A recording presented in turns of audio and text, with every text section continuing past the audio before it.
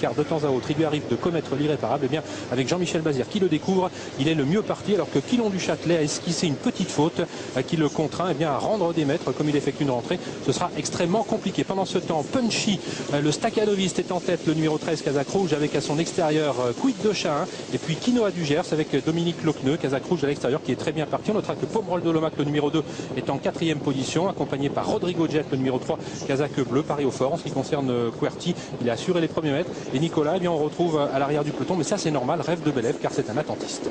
Oui, Rêve de Belève, il est habitué à courir en venant de derrière avec Roxane Griff. Il est dans le dos. QWERTY est déjà bien placé dans le dos de Paris au fort, alors que Quinoa du Gers continue sa progression. Il va passer Punchy. Pomerol de Lomac a pris une bonne place à la corde, et Privatlove aussi à la corde. Quid de Chahin va se retrouver un petit peu le nez au vent, et dans son dos Rodrigo Jet.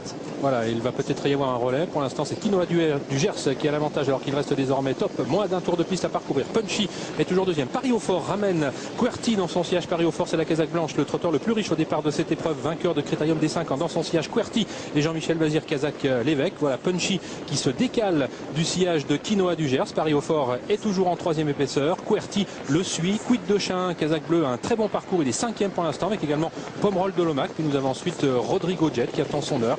Il est 6-7e à hauteur de Privatlove et de Rolling Deripré, le numéro 11. Et nous voici désormais dans le bas de la descente à 1500 mètres de l'arrivée. C'est toujours Nicolas Quinoa du Gers qui contrôle avec Punchy, et toujours en 3e épaisseur, malheureusement pour lui, Paris au fort.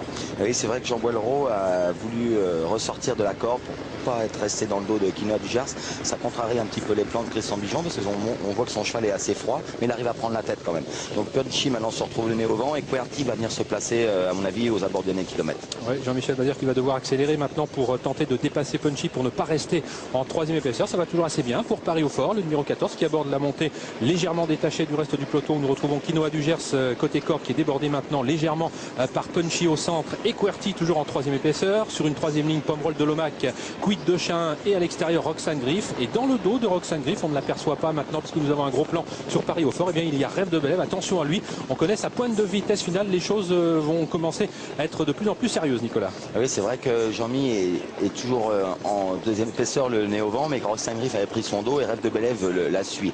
On voit des chevaux comme Rodrigo Jet ou Queen's Glory qui sont pas trop heureux à ce moment-là, alors que toujours la corde, Quinoa du Gers est un petit peu fatigué. Paris au fort est au galop, lui aussi fatigué, Paris au fort, et ça va bien pour les deux Garato. Roxane Griff et Rêve de Belève dans son sillage. On aperçoit ensuite Queen's Glory qui s'est bien rapproché à la 4e place dans le sillage de Rolling Deripré. Punchy est 5e. Rodrigo Jet, un court instant pas très heureux, se rapproche maintenant. Quid de Chahin venant ensuite devant Privatlove. Les autres sont battus, notamment QWERTY qui a nettement rétrogradé. On va peut-être vers un jumelé Garato avec toujours Roxane Griff qui a l'avantage. Attention à Rêve de Belève qui va tenter de l'inquiéter maintenant, même s'il y a encore 3 ou 4 longueurs à refaire. Rolling Deripré lutte bien en 3e position, légèrement détaché de Queen's Glory aux prises avec Rodrigo Jet et Punchy.